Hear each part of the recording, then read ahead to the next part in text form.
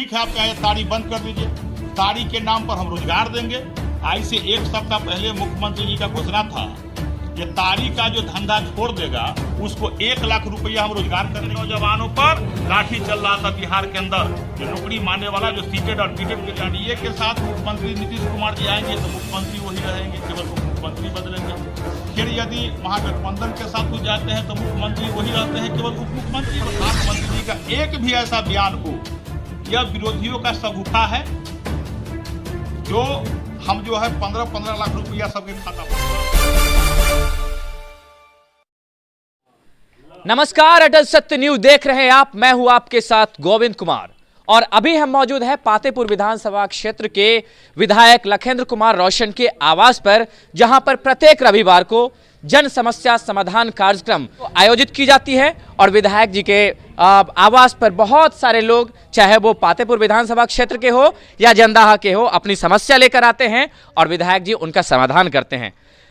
यहाँ पर कुछ लोग हैं, उनसे हम जानेंगे कि उनकी समस्या का समाधान हुआ है या नहीं, और ये भी हम विधायक जी से भी जानेंगे कि उनके यहाँ कौन कौन सी समस्या लेकर अभी तक आए हैं। और साथ ही हमारा सवाल विधायक जी से पातेपुर विधानसभा क्षेत्र से जुड़े हुए समस्याओं को लेकर भी होगा, और साथ ही बिहार सरकार की जो मौजूदा कानून व्यवस्था है और मौजूदा योजनाएं हैं उस पर भी इनसे सवाल होगा। सबसे पहले लोगों से जानते हैं। जी, क्या नाम है आपका? जयलाल सहनी है। विधायक जी के आवास पर आए हैं, कौन सी समस्या लेकर? जी, मेरा एक दोस्त है मालपुर का जी, उनका कुछ आपसी विवाद है, उनको लेकर के आई से पहले मैं बहुत सारा समस्या लेकर के यहाँ पे पहुँचा हूँ, लेकिन तत्क्षण उनको निराकरण कर दिया गया है। जी, बहुत बहुत धन्यवाद। जी, आप कौन सी समस्या लेकर आए हैं? महपूरा पंचायत से नीतीश पास बनाए हैं। महपूरा पंचायत और जाते हैं पंचायत भवन पर, मुखिया बुलाते हैं और वहाँ पर जाते हैं तो मुखिया बोलते हैं हम 8 वार्ड 100 में है। जी, बोलता है तुम लोग कुछ नहीं है, यहाँ से भागो। और ये नरेगा वाला है, वो अपना खाता पर कि कैसे वो पैसा निकासी कर लेता है निफ्ट द्वारा। ठीक है। और कुछ लोग हैं। जी, आप बताएंगे कौन सी समस्या लेकर आए हैं आप? हमारा रोड के समस्या है, जो है से अदलपुर पंचायत में 8 नंबर वार्ड। क्या नाम है आपका? अनिल कुमार जी। तो कुछ लोगों की समस्या सुनने के बाद अब हम विधायक लखेंद्र कुमार रोशन के पास में आपको लिए चलते हैं, जहां से हमारी उनसे खास बातचीत होगी। अब हमारे साथ अभी पातेपुर विधानसभा क्षेत्र के विधायक जी मौजूद हैं। इनसे हमारा कुछ सवाल होगा और इनसे कुछ जवाब जानेंगे, लेकिन सबसे पहले विधायक जी, हमारे अटल सत्य न्यूज में पुनः स्वागत है आपका। धन्यवाद आपका न्यूज चैनल को भी धन्यवाद। जी, विधायक जी, सबसे पहले तो हम सवाल पूछने से पहले आपको इस बात के लिए धन्यवाद देना चाहेंगे कि पातेपुर एक विशाल प्रखंड है और इसमें जो लोग हैं 20 किलोमीटर दूर लगभग, क्योंकि अगर आप देखेंगे वहाँ पातेपुर से पूरब जाते हैं, वहाँ 20 किलोमीटर की दूरी महुआ तक पड़ती है, और वहाँ तक लोगों को जाते जाते उनका पैर खिंच जाता था और रजिस्ट्री ऑफिस ना होने के कारण बहुत सारी समस्या होती थी। इसका आपने निराकरण कर दिया है, इसके लिए तहे दिल से धन्यवाद। आपको भी धन्यवाद देते हैं। बढ़िया सवाल आपने उठाया। और जब हम विधायक बने तो पातेपुर के लोगों को लगातार मांग होने लगा कि हम लोगों को पातेपुर में रजिस्ट्री ऑफिस होना चाहिए। हमको लगा जो नहीं, लोगों का मांग जायज़ है, रजिस्ट्री ऑफिस हर हाल में हो। लोग इस बात का विश्वास, जब हम आश्वासन देते थे तो लोग को विश्वास नहीं होता था। वो कहते थे कि बहुत सा विधायक आए और गए। बहुत लोग को हम लोगों ने देखा, बहुत लोग हम लोग को आश्वासन दिए, विधायक बने, लेकिन आज तक रजिस्ट्री ऑफिस हमारे यहाँ नहीं हुआ। तो हम देखे जब भाई अन्य विधायक जी आए और गए, तो हम अगर हमारे रीजन में अगर रजिस्ट्री ऑफिस नहीं होगा तो लोग भी यही सवाल करेंगे कि ये भी विधायक जी आए और गए। तो हम एकदम लोगों को आश्वासन दिए थे कि हर परिस्थिति में पातेपुर में रजिस्ट्री ऑफिस होगा। और आप सबने देखा होगा के लोगों को रजिस्ट्री कराने के लिए 40 किलोमीटर दूर महुआ जाना नहीं पड़ेगा। उस समस्या का समाधान हो गया। जी, विधायक जी, दूसरा सवाल आपसे मेरा ये है, आपने बच्चों की प्रतिभाओं को भी ध्यान में रख के अपने पातेपुर में स्टेडियम निर्माण के लिए विधानसभा में आवाज़ उठाई थी, लेकिन वो काम कहाँ तक अभी हुआ है, इसके बारे में हम आपसे जानकारी चाहेंगे। पातेपुर जब हम चुनाव के दरमियान घूम रहे थे क्षेत्र में, तो जो 18 वर्ष से लेकर और 24 वर्ष के जितना लड़का है, बच्चा और बचिया, वो सब हमसे सवाल करते थे। ये पातेपुर में हम लोग मैट्रिक तो कर लेते हैं, लेकिन उच्चतम शिक्षा की प्राप्ति के लिए हमारे यहाँ कोई सरकारी डिग्री कॉलेज नहीं है। दूसरा सवाल लोग करता था कि हम लोगों को खेल कूद के लिए कोई स्टेडियम नहीं है। तो ये सारे चीज़ को ध्यान में रख के विधानसभा के सत्र में, जिस समय एनडीए की सरकार बिहार में थी, उस समय विधानसभा के सत्र में सारे विषय को हमने रखा था। 4 बड़ा सवाल हमने किया था पातेपुर के लिए।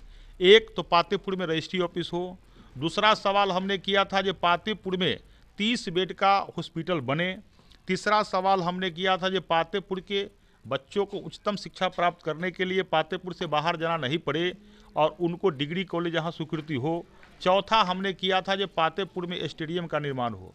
4 काम उस समय एनडीए के सरकार में स्वीकृत हो गई।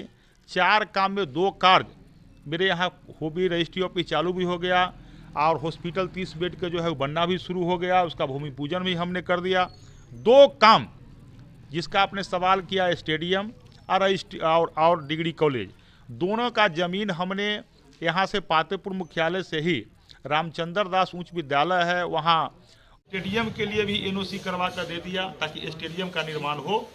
अब जाते हैं अभी मौजूदा सरकार पर। जब विधानसभा चुनाव होने वाला था उस समय माननीय वर्तमान उप मुख्यमंत्री तेजस्वी यादव ने लोगों को भरोसा दिलाया था और ये शायद उन्होंने वचन भी दिया था कि जब हमारी सरकार बनेगी तो हम युवाओं को तत्काल 5 लाख नौकरी और साथ ही हम जितने भी विधवाएं हैं और वृद्धाएं हैं उनको 1400 से 1000 वृद्धा पेंशन और विधवा पेंशन कर देंगे। आप नौकरी पर तो बहुत हद तक बात हो रही है, लेकिन उन विधवाओं और वृद्धाओं पर बात नहीं हो रही जिनका 400 रुपए का गुजारा मात्र 5 दिन तक ही हो पाता है और 26 दिन लोग ऐसे ही ये आशा से रहते हैं कि शायद भरोसा सरकार अब हमें ये हमारे पेंशन को बढ़ाए और हमारी आमदनी बढ़े तो हमारा गुजारा ठीक से हो सके। इस पर क्या कहना चाहेंगे आप? 2020 में जब विधानसभा का चुनाव हो रही थी तो 2020 के विधानसभा चुनाव में ही मुख्यमंत्री नीतीश कुमार जी एनडीए में हम लोग के साथ थे और उस समय तेजस्वी यादव जी विपक्ष की भूमिका में थे, महागठबंधन का नेता। उन्होंने घोषणा किया था कि बिहार में जब महागठबंधन की सरकार बनेगी और जब हम सत्ता में आएंगे तब पहला कलम से बिहार के नौजवान जो युवा है उसको रोजगार, 10 लाख युवाओं को रोजगार देंगे। लेकिन दुर्भाग्य कहिए जो अभी नीतीश कुमार जी के साथ जो बेमेल गठबंधन हुआ, उनका मुख्यमंत्री जी वही है। बिहार के अंदर आप देख सकते हैं तो केवल उप मुख्यमंत्री बदलते हैं, मुख्यमंत्री नहीं बदलते हैं। एनडीए के साथ मुख्यमंत्री नीतीश कुमार जी आएंगे तो मुख्यमंत्री वही रहेंगे, केवल उप मुख्यमंत्री बदलेंगे। फिर यदि महागठबंधन के साथ हो जाते हैं तो मुख्यमंत्री वही रहते हैं, केवल उप मुख्यमंत्री बदलते हैं। ऐसा कहें जो सदा सुहागर रहने का जो आजीवन हुआ आशीर्वाद प्राप्त कर लिए, या फिर हम ये कहें कि दूल्हा बदलता है लेकिन पंडित जी वही रहते हैं। आप जो कहिए, दूल्हा नहीं बदलता है, दूल्हा तो वही है। या आप कह रहे हैं जो पंडित जी नहीं बदलते हैं तो मान कर चलते हैं पंडित जी, वो तो ऐसा पंडित जी बेचारे हैं जो सुख और श्राद्ध दोनों का भोज बड़ा इत्मीनान से खाते हैं। तो उनकी आप सदा सुहागर रहने का वो आशीर्वाद प्राप्त किए हुए हैं। लेकिन खैर उस पर हमको नहीं जाना है, भगवान करे सदा सुहागर रहे भी। लेकिन मैं इतना जरूर कहूँगा, जो तेजस्वी यादव जी यह कहा करते थे जो हमारी सरकार आएगी तो 10 लाख युवाओं को रोजगार देंगे, तो अभी नीतीश कुमार जी ने बेमेल गठबंधन करके महागठबंधन के सरकार में गए, तेजस्वी यादव जी की सरकार हो गई। क्यों नहीं 10 लाख नौकरी दिए? एक बार इधर बीच में उनका हम देख रहे थे, उन्होंने घोषणा किया, तेजस्वी यादव जी कहें मुख्यमंत्री जी के साथ एक मंच से ये 10 लाख का घोषणा हमने किया, तो भतीजा ने कहा 10 लाख, तो चाचा ने पटाक्षी और लोग का मुख्यमंत्री जी कहे 10 लाख ही नहीं 20 लाख नौजवानों को रोजगार देंगे, 20 लाख।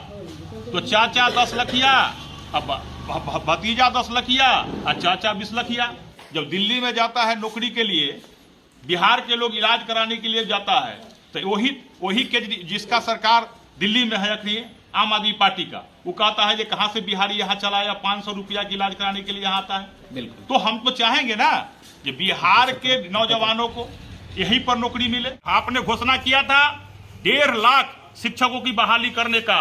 शिक्षकों की बहाली कीजिए, जो सीटेड बीटेड पास जो बेरोजगार नौजवान है उसको आप बहाली कीजिए। आपने घोषणा किया था जो हमारी सरकार बनी तो समान काम का समान वेतन शिक्षकों को देंगे। आप घोषणा किए हैं तो वह दीजिए, क्यों नहीं दीजिए? अगर नहीं दीजिएगा तो आप जो है जनता को, आप सत्ता पर रहने का कोई अधिकार आपका नहीं है।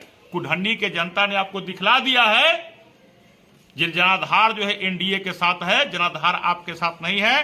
नीतीश बाबू, आप पर से आम जनता का विश्वास उठ गया है और जो भी बचा खुचा है वह सब 2024 आते आते आपका समाप्त हो जाएगा। ठीक है, आप कहे ताड़ी बंद कर दीजिए, ताड़ी के नाम पर हम रोजगार देंगे। आज से 1 सप्ताह पहले मुख्यमंत्री जी का घोषणा था, ये ताड़ी का जो धंधा छोड़ देगा उसको 1 लाख रुपया हम रोजगार करने के लिए देंगे और वह ताड़ी जो है लोग नीरा बना के बेचे। आखिर आपने जिला के अंदर, पूरे बिहार के अंदर, वैशाली जिला में बताइए, प्रखंड स्तर पर नीरा का आपका फैक्ट्री दुकान खोलना था, आपने कितने दुकान नीरा खुलवा दिया। आखिर ताड़ी जी बेचारा, अच्छा जो मजदूर दिन भर खटता है और खट के वह शाम में नींद पड़ने के लिए 2 बोतल ताड़ी पी लेता है ताकि कल हो कर सुबह में उठे और फिर रोजगार करे, अपने काम करने जाए, मजदूरी करके अपने बाल बच्चा परिवार को भरण पोषण करे। वैसे लोगों को दारू के नाम पर आपका प्रशासन के लोग जेल में बंद करता है। बिहार के नौजवानों पर लाठी चल रहा था। बिहार के अंदर जो नौकरी मांगने वाला जो सीटेड और बीटेड विद्यार्थी है, हाथ में तिरंगा लिए हुए थे, हाथ में तिरंगा लिए हुए था पत्रकार जी, और हाथ में बेचारा तिरंगा लिए हुए था। वो कोई आतंकवादी नहीं था, वो देशद्रोही नहीं था।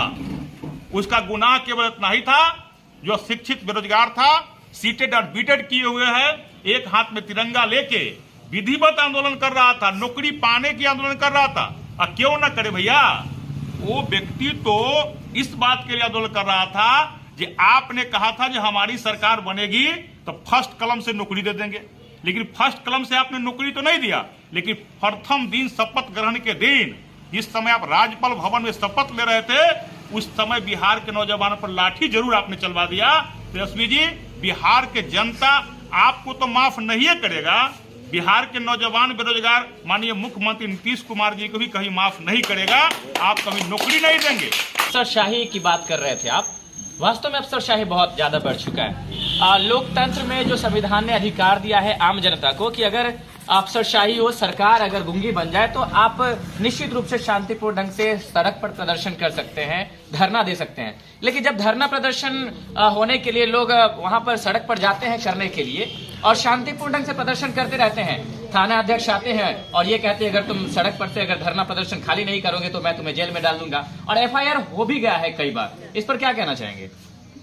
देखिए, अभिव्यक्ति की आजादी भारतीय संविधान में बाबा साहब डॉक्टर भीमराव अंबेडकर ने शांतिपूर्वक आंदोलन करने का अधिकार सबों को दिया है और ये अधिकार से कोई हमें वंचित नहीं कर सकता है। जब भी कोई गड़बड़ी होती है, चाहे अफसरों के द्वारा हो चाहे जिनके द्वारा हो, तो शांतिपूर्वक बैठ के या खड़ा होकर आंदोलन करने का अधिकार हमें है। लेकिन यह मुख्यमंत्री जी या नीतीश कुमार जी के रीजन में आपके बातों से हम सहमत हैं, अफसरशाही पूरी हावी है और आम जनता को जो पहले ब्लॉक पर थाना कैंपस के बगल में या जिला में लोग धरना देते थे, एक अस्त्र प्रशासन के लोगों को दे दिए हैं जो सरकारी काम में बाधा। अरे भैया, सरकारी काम में बाधा आरोप लगा के हमको अगर जेल भेजिएगा, आंदोलन करने वालों को जेल भेजिएगा, तो ये लग रहा है कि बिहार के अंदर वही राज आ गया जो 1947 से पहले देश में अंग्रेजों का राज था, जो हिटलरशाही था। आखिर महात्मा गांधी जी ने उस समय आंदोलन किया था, देश में सैकड़ों लोग आंदोलनकारी बेचारे फांसी पर चढ़ गए देश की आजादी कराने के लिए। लेकिन आज शांतिपूर्वक हम पर अत्याचार होता है, हम पर अन्याय होता है, भ्रष्टाचारी का चरम पर है। अफसर अगर निरंकुश है, शांतिपूर्वक यदि हम ब्लॉक में धरना देते हैं तो सरकारी काम में बाधा डालकर हम पर FIR किया जाता है, आम जनता को प्रताड़ित की जाती है और उसका बेल भी नहीं होता है, हाई कोर्ट उसको जाना पड़ता है बेचारे को। तो ये तो हिटलरशाही है ना। ये हिटलरशाही करके बिहार के आम जनता को अधिकारों को दबाना नहीं चाहिए। ये अगर माननीय मुख्यमंत्री जी को इस पर विचार करना चाहिए। अफसरशाही, ये लोकतंत्र पर शासन तंत्र जो है, प्रशासन तंत्र नहीं चलना चाहिए। ये तो लोकतंत्र की हत्या है। हमारा अधिकार है आंदोलन करना। अगर सड़क पर प्रशासन यदि काम नहीं कर रहे हैं तो सड़क पर हम धरना नहीं देंगे तो कहां धरना देंगे? प्रशासन काम नहीं कर रहे हैं, भ्रष्टाचार में लिप्त है तो ब्लॉक पर धरना नहीं देंगे तो कहां देंगे? हाँ, हम शांतिपूर्ण धरना दे रहे हैं, संविधानिक का मौलिक अधिकार मेरा शांतिपूर्ण धरना देने का है और उस चीज को आप दबाना चाह रहे हैं। इसका मतलब कि नीतीश राज नहीं है, बिहार में हिटलरशाही राज है। पुनः जंगल राज आ गया है बिहार के अंदर, हत्या अपहरण प्रत्येक दिन शुरू हो गया है। आप देख रहे हैं। विधायक जी से क्या उम्मीद करते हैं? ये जो बड़ा मुद्दा है, बार बार लोगों को झूठा केस में फंसा दिया जाता है सरकारी काम में बाधा देने पर, क्या इस बात को विधानसभा में उठाया जाएगा? निश्चित जो बैठक होगी विधानसभा के अंदर और गृह विभाग का जिस दिन बैठक हो गया, इस बात को मजबूती से हम सब लोग रखेंगे। और अभी आपको एक जानकारी के लिए बताते हैं, आज से 15 दिन पहले शून्यकाल समिति में के माध्यम से गृह विभाग का बैठक बिहार विधानसभा में हुआ था हम लोग के साथ कमेटी का। उस वहां पर भी हम लोगों ने इस बात को रखा, जो केवल जो है लोग शांतिपूर्ण धरना दे और उसको सरकारी काम में बाधा करके सैकड़ों लोगों को, अभी आपको पातेपुर के बीच में सुने घटना घटी है और एवं प्रकार से घटना घट के लोग को FIR पर नाम देके आम जनता को धरना देने के अधिकारों से वंचित करना ये न्याय संगत नहीं है। ऐसे अधिकारी पर कार्रवाई होनी चाहिए और जो एक कानून है इसको समाप्ति होनी चाहिए। अंत में जाते जाते विधायक जी, मेरा 2 सवाल आपसे होगा, और चूंकि मैं निष्पक्षता की बात करता हूं, आपसे तो मैंने ठीक है सरकार से सवाल पूछा, लेकिन NDA सरकार पर अब हम आते हैं। नरेंद्र मोदी जी ने भी वादा किया था कि हर साल युवाओं को 2 करोड़ नौकरी देंगे, कहां तक ये बात पहुंची है? नरेंद्र मोदी जी ने कभी ने कहा जे हम हर साल, पहले तो हुआ जे भाई पिछले चुनाव में लोग कहता था कि हर खाता पर 15-15 लाख रुपया भेज देंगे, काला धन। एक भी हमरा ऐसा बता दीजिए जी, जहां माननीय देश के प्रधानमंत्री जी का एक भी ऐसा बयान हो। यह विरोधियों का शगुफा है जो हम जो है 15-15 लाख रुपया सबके खाता पर। हाँ, काला धन की समाप्ति होगी, यह उन्होंने कहा था। बिहार और देश के अंदर जो पूंजीपट्टी है, देश का 70% जो आर्थिक जो स्रोत है वो 15% हाथों में लिप्त हो गया है। तो अगर वैसे काला धन समाप्त करने की प्रधानमंत्री जी बात किए तो अच्छा किए, गुनाह तो नहीं है। जी, बेरोजगारी को आप मानते हैं कि नहीं ये राष्ट्रव्यापी मुद्दा है? बिल्कुल। देखिए भाई, इसमें ईमानदारी पूर्वक मैं कहूँगा, जो नौजवान है, हम सबके घर के बच्चे हैं, बिहार और देश भर के जो भी हैं, वो सब चाहते हैं जो हमको रोजगार मिले। बेरोजगारी एक बड़ा मामला है, मुद्दा है। इसमें बिहार सरकार को भी चाहिए कि बेरोजगारी कैसे दूर, केवल घोषणा का सरकार नहीं बने। और केंद्र सरकार ने जिस प्रकार से अभी स्किल डेवलपमेंट ऑफ इंडिया के माध्यम से घर घर में रोजगार हो, गांव गांव में रोजगार हो, प्रखंड स्तर पर रोजगार हो, जिला स्तर पर रोजगार हो, राज्य के अन्य कोना में उद्योग धंधा का जाल बिछे, ये कोशिश किया है ताकि बेरोजगारों को रोजगार मिले, बेरोजगारी समाप्त हो। जो ये पहल है, यह पहल के माध्यम से लोगों को रोजगार मिले। हम सबको, केंद्र सरकार, बिहार सरकार को, सबको कोशिश करना चाहिए। तो बेरोजगारी एक अहम मुद्दा है। जी, अंत में विधायक जी से मेरा, चूंकि मैं पातेपुर से हूं, तो हमारी प्राथमिकता बनती है कि सबसे पहले यहाँ का समस्या को सुना जाए। तो एक चीज हम आपसे यही कहना चाहेंगे कि पातेपुर में शौचालय के अलावा एक और समस्या है, वो है सुलभ शौचालय के अलावा ये शुद्ध पेयजल। तो आपसे मैं निवेदन करूंगा कि आप तो पहले सुलभ शौचालय की व्यवस्था तत्काल करवाएं जितना शीघ्र हो सके, और साथ ही एक शुद्ध पेयजल आम जन लोगों के लिए वहां पर उपलब्ध हो, ताकि 2 जो बुनियादी मुद्दाएं हैं, लोगों को इसके लिए दूर ना जाना पड़े, भटकना ना पड़े। बढ़िया, आपने बढ़िया विषय उठाया, धन्यवाद आपको देते हैं। ये आप, और अच्छा भी लगता है, ये पातेपुर का जो भी ज्वलंत मुद्दा है आपके निगाह में रहता है। हम आप जैसा पत्रकार के आप धन्यवाद देते हैं, इसी प्रकार आप उठाते रहिए। आपको याद कराते हैं, ये पातेपुर में, पातेपुर बाजार जो है 32 पंचायत का एक बाजार है, पातेपुर मुख्यालय, और उस बाजार में एक भी शौचालय नहीं है, सार्वजनिक शौचालय नहीं है। खासकर जहां हमारी महिलाएं, घर की बहन, बेटी या जो भी जाती है, तो वहां उन लोग काफ़ी दिक्कतों का सामना करना पड़ता है। जो भी हम लोग, सब लोग जो जेंट्स हैं, वो तो इधर उधर अपना प्रयोग करते भी हैं, लेकिन जो खासकर महिलाएं हैं, पातेपुर में एक भी शौचालय नहीं रहने से काफ़ी समस्या उनको झेलना पड़ता है। और चूँकि पातेपुर बाजार जो है घना बाजार है, और पूरे पातेपुर विधानसभा जो है वैशाली जिला में सबसे बड़ी विधानसभा है, लेकिन बाजार में शौचालय नहीं है। इसके लेकर नगर पंचायत के माध्यम से बाजार में शौचालय निर्माण का कार्य भी यथाशीघ्र, स्थल भी चयन हम लोगों ने करवा दिया है, क्योंकि अभी उसका काम भी शुरू हो गया था, लेकिन आचार संहिता लागू होने के कारण कार्य में बाधा है। आचार संहिता जो ही समाप्त होता है, नगर पंचायत के चुनाव जैसी हो जाती है, वैसा ही बाजार में ही, आपके बाजार में ही भव्य शौचालय का, बढ़िया 5 सीटेड शौचालय का निर्माण, सुलभ शौचालय का निर्माण हम लोग वहाँ करवाने जाएंगे। उसी कैंपस में बाजार के ठीक आगे शुद्ध पेयजल का व्यवस्था भी हम करवाएंगे।